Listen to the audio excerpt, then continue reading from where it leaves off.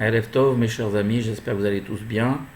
Le cours de ce soir, qui est bien sûr toujours sur la continuité des cours sur le mois d'Elul, est dédié à la mémoire de Rabbi Abraham El Moznino, Tzadik Kadosh, vous avez tous connu, qui a protégé notre communauté, comme je l'ai dit, pendant plus d'un demi-siècle, par sa justesse, sa modestie, sa tzidkout, et surtout le fait d'avoir été Melamed Tinokot, c'est-à-dire d'avoir enseigné à des milliers de nos enfants et de les avoir préparés à la bar mitzvah, leur avoir enseigné comment lire la paracha.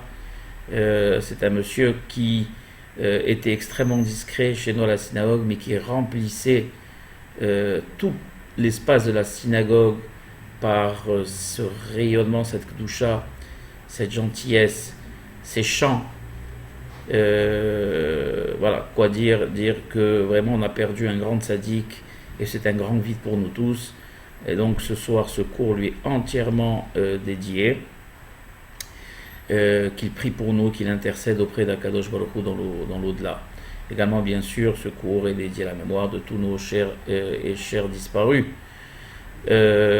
Continuons donc sur la lancée des cours du mois d'Elul. Vous demandez quand même, et continuez à vous demander de vous abonner à notre chaîne YouTube. Il y en a qui l'ont déjà fait, je les en remercie.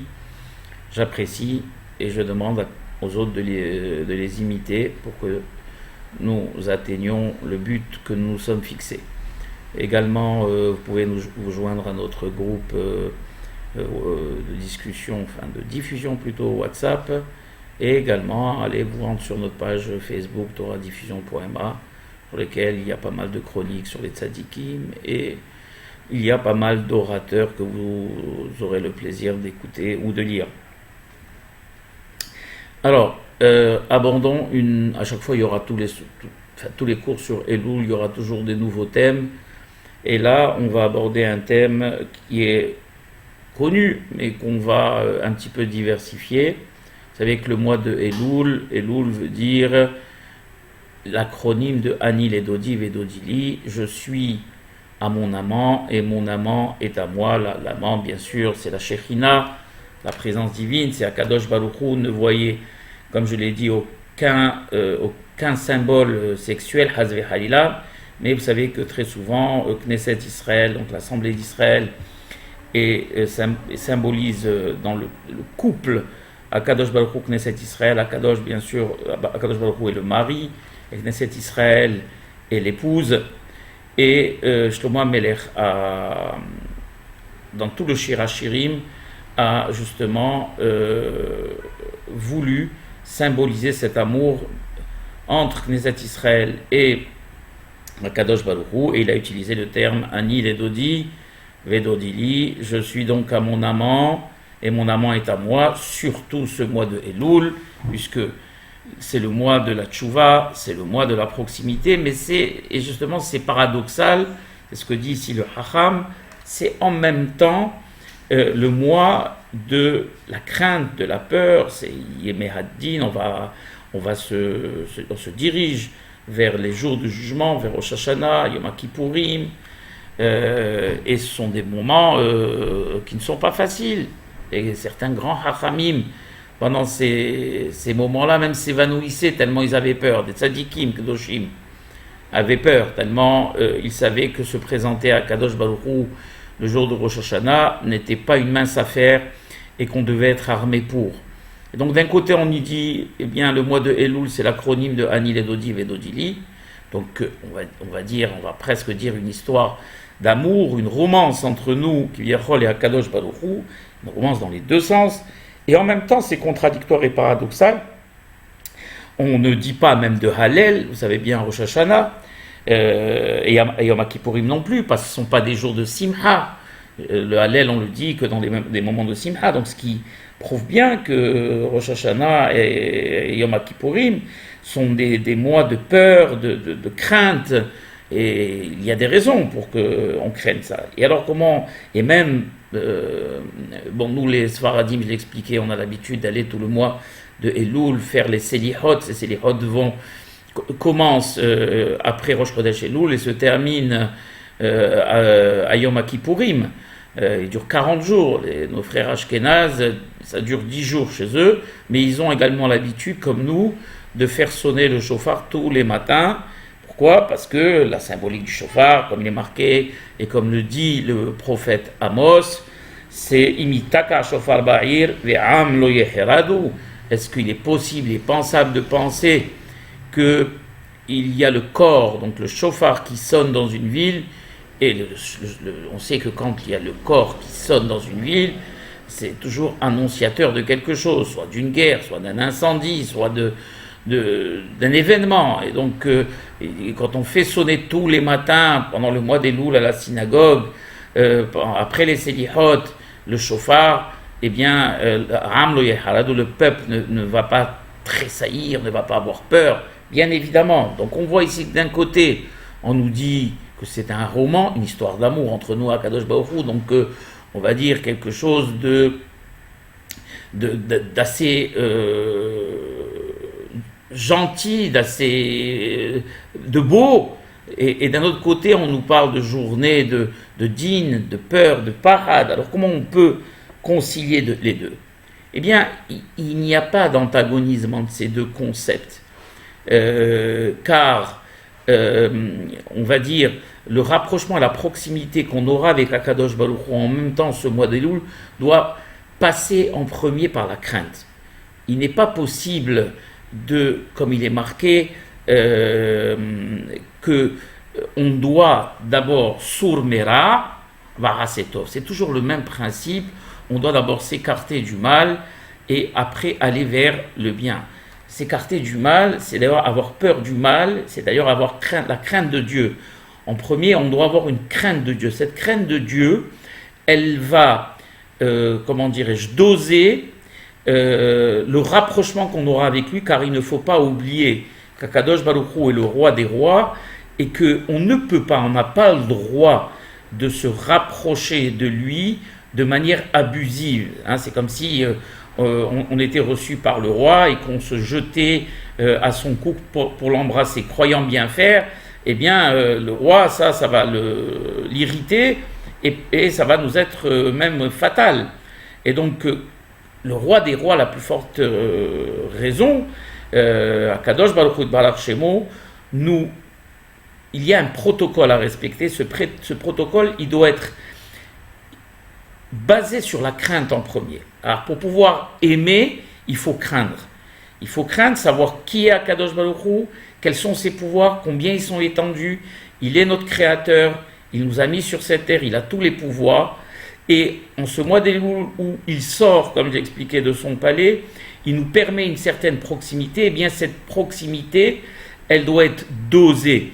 Et elle doit être basée sur le fait qu'on a compris qu'il y a quand même, et bien sûr, une grande limite à ne pas dépasser.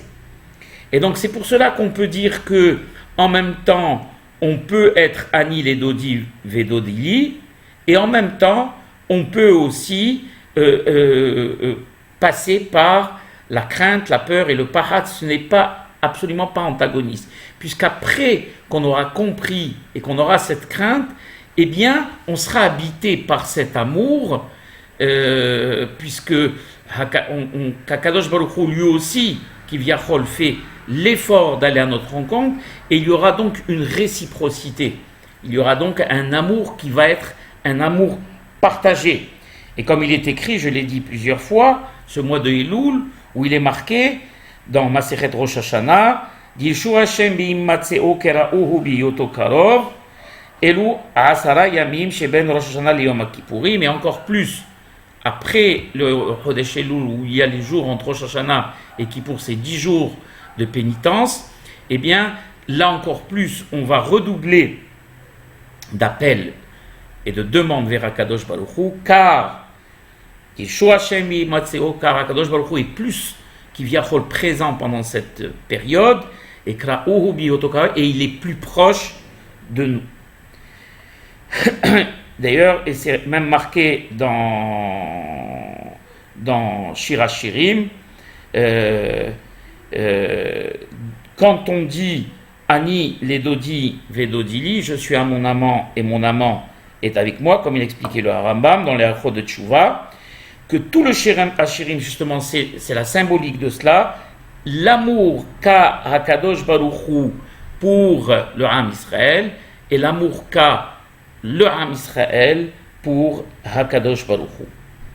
Et ces moments-là, bien sûr, qui sont des moments de bienfaisance et de miséricorde, chacun a le pouvoir d'entendre cette voix d'Hakadosh Baruch Hu l'appelant, comme il est marqué dans la Gemara, que chaque jour il y a une voix céleste qui sort et qui dit Oy lahem la biryot mi'elbona shel Torah, malheur aux êtres pour l'affront qu'ils font à la Torah. Alors je crois que c'est Rabbi Israël Baal Shem Tov qui pose la question, il dit mais si c'est une voix céleste, en quoi elle est profitable à tous? Si on veut avertir, autant que ce soit une voix que tout le monde entend. Alors il explique en même temps avec Rabbi Israël Baal Shem Tov, sa magnificence connue, il dit que chacun a le pouvoir d'entendre au fond de lui cette voix. Tous les juifs ont le pouvoir tous les jours d'entendre cette voix, que ce soit un juif qui est proche de la Torah comme un juif qui est loin de la Torah. Les juifs ont toujours cette étincelle, soit la flamme pour ceux qui sont les plus fervents, soit cette étincelle qui n'est jamais complètement éteinte et qui ne demande qu'à être rallumée, ravivée. Et c'est ce qu'il dit ici Shlomo HaMelech dans le Shir HaShirim. Chacun a le pouvoir d'entendre justement cette voix. Et regardez ce qu'il dit ici, c'est très beau. Ani yeshena veli bi'er kol dodi dofek pithili achoti rayati yonati tamati sheroshi nimlaltal kevutsotai resise laila. Alors laissez-moi vous expliquer, c'est très beau. Il dit comme ça, il dit Ani yeshena veli bi'er, je dors, mais mon cœur est éveillé. C'est ce que j'ai expliqué, c'est-à-dire que chaque juif a, même s'il somnole, quand on dit je dors, c'est pas dans le sens, comment dirais-je, textuel, c'est dans le sens figuré, c'est-à-dire on dort en étant endormi, on est engourdi par la vie. La vie nous empêche d'être tourné complètement vers Akadosh Baruch Hu. Alors pour les plus éloignés, de ne pas être du tout tourné vers lui, et même pour les proches, de faire les choses de manière mécanique. Hein, on a l'habitude maintenant de faire les choses de manière mécanique, on va à la synagogue de manière mécanique, on fait les mitzvot de manière mécanique, on fait les barachot de manière mécanique, on fait tout de manière mécanique. Et ça aussi, c'est appelé un endormissement, un engourdissement. C'est ce qu'il dit ici Shlomo HaMelech dans Shir HaShirim. Je dors, mais mon cœur est toujours réveillé. C'est-à-dire, mon cœur est toujours à l'éveil. Et quand il est à l'éveil, il est ouvert. Alors j'ai la possibilité d'écouter, regardez, hein, la voix qui me dit, Kol Dodi Dofek, la voix de mon bien-aimé, donc en l'occurrence d'Akadosh Baruch Hu, qui frappe à la porte et qui me dit, Pithili, Achoti, Rayati, Yonati, Tamati, ouvre-moi, mon bien-aimé, ouvre-moi, ma sœur, ma compagne, ma colombe, mon ami accompli, car ma tête est couverte de rosée, les boucles de mes cheveux sont humectées par les gouttelettes de nuit. Et donc, chacun a la possibilité d'ouvrir à Akadosh Baruch Hu, d'ouvrir son cœur à Akadosh Baruch Hu. Encore une fois, même les plus proches, bien évidemment, la tchouva et ce mois de Elul concerne tout le monde. Et chacun à son niveau, à son degré. Et plus on est proche d'Akadosh Baruch Hu, et plus on a le devoir d'être encore plus proche. Et malheureusement, moins on est proche de lui, et plus on a le devoir également de se rapprocher de lui. Donc ça concerne tout le monde. Mais malheureusement, ce qui arrive, c'est qu'on a cette envie de nous rapprocher d'Akadosh Baruch Hu. Tout le monde aspire à se rapprocher d'Akadosh Baruch Hu. Notre âme, qui elle se reconnaît en Akadosh Baruch Hu, a envie de se rapprocher d'Akadosh Baruch Hu. Mais notre corps qui lui est fait de matière et de plaisir et de fainéantise et de paresse, lui, eh bien, il s'y oppose d'une certaine manière. C'est l'antagonisme entre la matière et le spirituel qui existe toujours dans chacun d'entre nous. Et la voix, donc, on l'entend, et c'est ce qu'il dit ici Shlomo HaMelech, il dit comme ça, quand il entend Akadosh Baruch Hu dire ouvre-moi, Pithili, ouvre-moi ma sœur, ma colombe, etc. Alors qu'est-ce qu'on répond? Pachati et kutonti et chachal bashena. On dit j'ai enlevé ma tunique, comment pourrais-je la remettre? C'est-à-dire que j'aimerais bien vraiment t'ouvrir, mais bien les contingences de la vie, et le matin j'ai pas le temps, parce que je suis pressé pour aller au travail, et je peux pas me lever plus tôt car je suis fatigué, et le soir j'arrive fatigué, j'ai pas le temps, et etc., etc., toutes les excuses que tout le monde connaît, je vais pas y revenir et je vais pas les énumérer.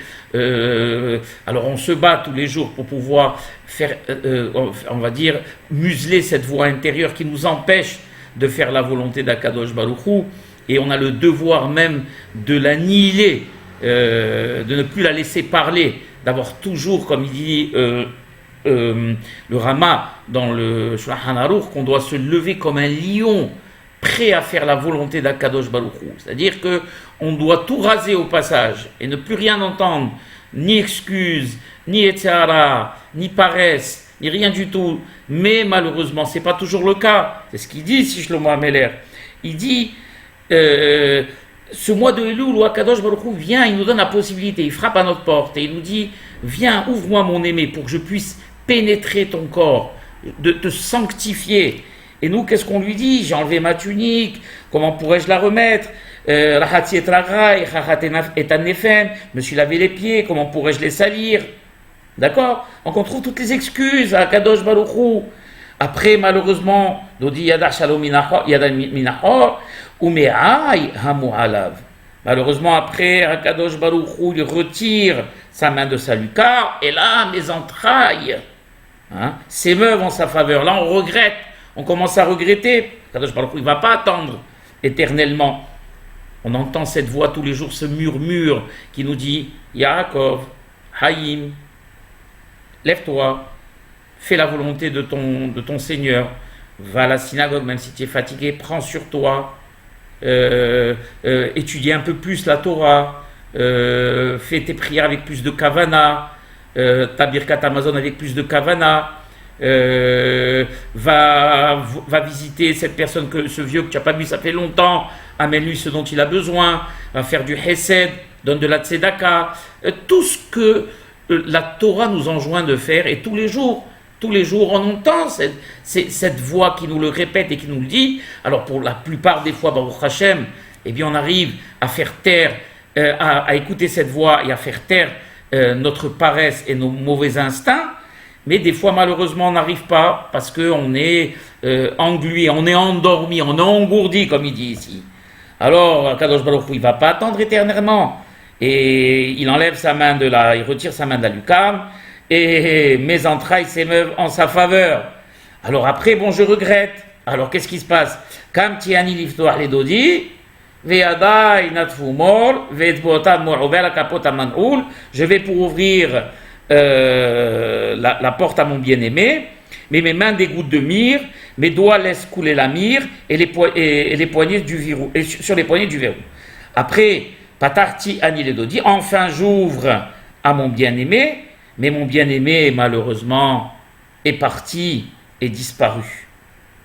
Mon âme s'était pâmée pendant qu'il parlait, je le cherche et je ne le trouve plus. Je l'appelle et il ne me répond pas. Bien sûr, malheureusement, à Botaï, il y a un temps à tout. Akadosh Baruch Hu, Kivyachol, il fait l'effort de venir, de nous envoyer tous les jours, on va dire, ces pulsions de Teshuvah, cette pulsion tous les jours.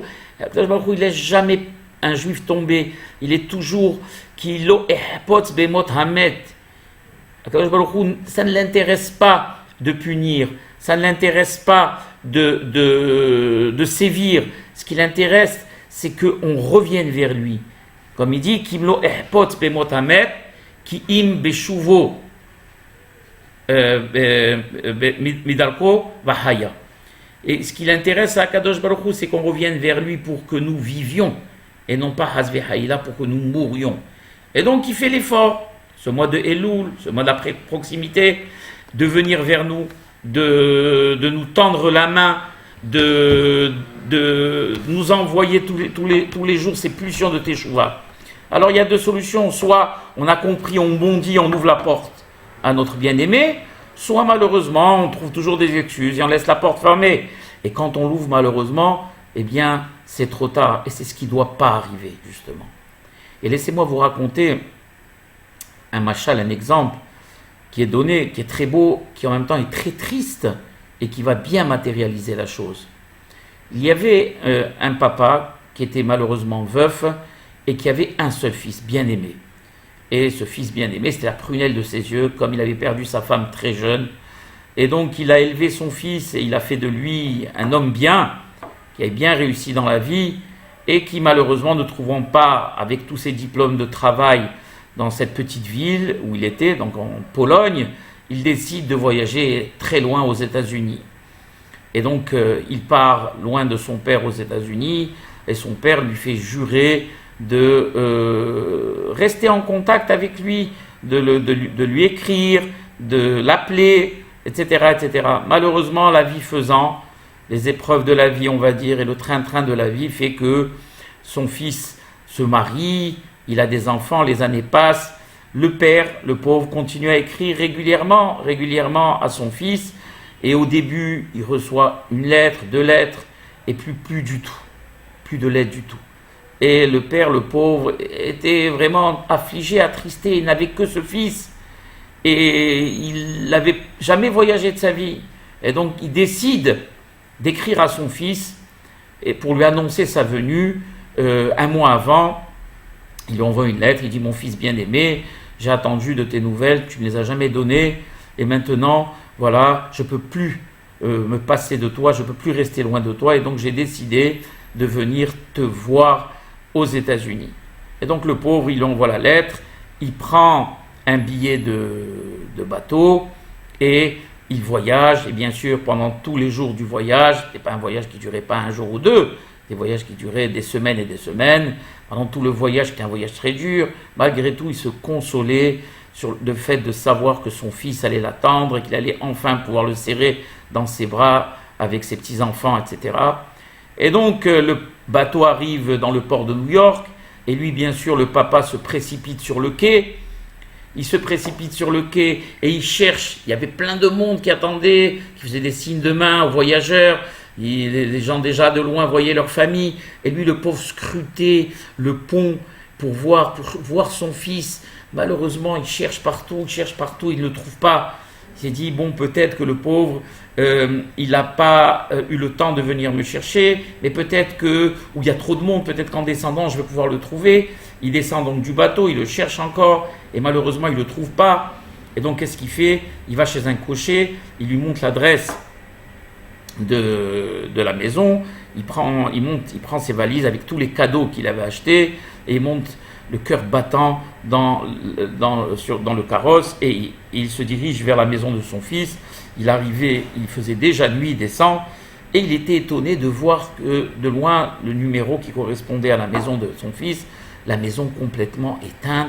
Il a commencé à s'inquiéter même, il s'est dit peut-être qu'il aurait arrivé quelque chose, j'ai pas eu de nouvelles d'eux, ça fait longtemps, et ils ne sont pas venus me chercher, alors peut-être que Dieu en préserve, il leur avait quelque chose. Donc il s'approche de la maison, tout était éteint, tout était calme, alors qu'il serait attendu à avoir du bruit, tout le monde l'attendre à la porte de la maison. Il tape, et personne ne répond. Il retape, et soudain il entend une voix de l'intérieur, oui, qui est là, et le papa dit, c'est moi ton papa. Et le fils qui est à l'intérieur, il lui dit, papa, tu sais maintenant il est tard, je ne peux pas t'ouvrir, alors va, il y a un hôtel qui est pas loin, prends une chambre d'hôtel et je viens te rejoindre demain si Dieu veut.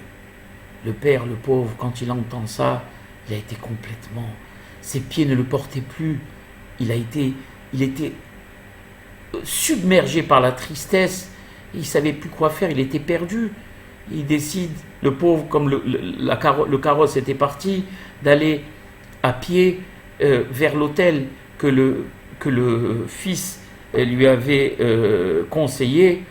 Et le lendemain matin, le fils n'a pas très bien dormi, il a dit à sa femme, tu sais, je crois que j'ai pas bien fait, papa est venu de loin, ça fait des années que je l'ai pas vu, et maintenant je l'ai envoyé, il faut tout de suite que j'aille à l'hôtel. Et donc il va à l'hôtel, il va à la réception et il demande au réceptionniste, voilà, est-ce que vous avez reçu tel et tel monsieur? Alors on lui dit oui, on l'a reçu, mais il a dormi et il est reparti de très très bon matin. Un carrosse est venu le chercher pour l'amener au port et je crois qu'il avait un bateau en partance pour son pays. Quand le fils entend ça, il s'effondre, il s'écroule et il dit, papa, papa, qu'est-ce que j'ai fait de te laisser partir? Papa, papa, jamais je ne me le pardonnerai. C'est exactement la même chose à la bataille. Akadosh Baruch Hu et nous, Akadosh Baruch Hu c'est le papa et nous on est ses enfants. Alors, on promet à Akadosh Baruch Hu de lui écrire, d'être toujours à proximité, de lui répondre par la tefila, par les mitzvot, par les ma'asim tovim.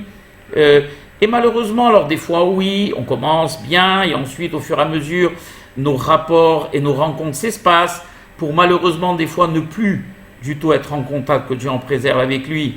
Alors lui malgré tout, Akadosh Baruch Hu qui est Rahman, eh bien il décide de venir nous rendre visite au mois de Elul, juste avant Yom Kippourim. Il va nous annoncer sa visite de Rosh Hashanah, où il vient avec toute sa cour, mais juste avant, pour ne pas qu'on soit brusqué, eh bien il vient et il nous envoie une lettre pour nous avertir tout le mois de Elul. Vous savez, le mois de Rosh Hashanah, je vais me déplacer avec toute ma cour, soyez prêts à me recevoir. On reçoit cette lettre, on lit la lettre, et le jour de Rosh Hashanah, Akadosh Baruch Hu, il arrive et il tape à la porte. Et on lui dit, papa, excuse-nous, mais on est fatigué, on ne peut pas t'ouvrir. Akadosh Baruch Hu, comme il est marqué dans Shir HaShirim, il dit, Dodi shalach yado minahor, ume'ay hamu'ala. Kam tiyani liftoa li Dodi, ve Dodi hamag havar. Nafshi yatse'a bedabero, keratihu, velo anani, etc., etc. Et donc, que Dieu en préserve, faisons en sorte de ne pas rater ce rendez-vous qu'on a avec Akadosh Baruch Hu et soyons prêts à le recevoir comme on doit recevoir le roi qu'il est pour tout le bien qu'il nous fait 24 heures sur 24. Je pense que toute une vie de travail ne suffirait pas à rembourser ne serait-ce qu'une minute du Hesed qui fait pour nous Akadosh Baruch Hu. J'espère que ce cours vous aura plu, qui nous aura réveillés à tous et qui fera en sorte que nous soyons beaucoup plus proches qu'on ne l'est, car on ne sera jamais assez proche d'Akadosh Baruch Hu, Sheyarachem Aleinu, Veshishlah Mashiach Tzidkenu Vivara Be'emenu, Amen, Amen.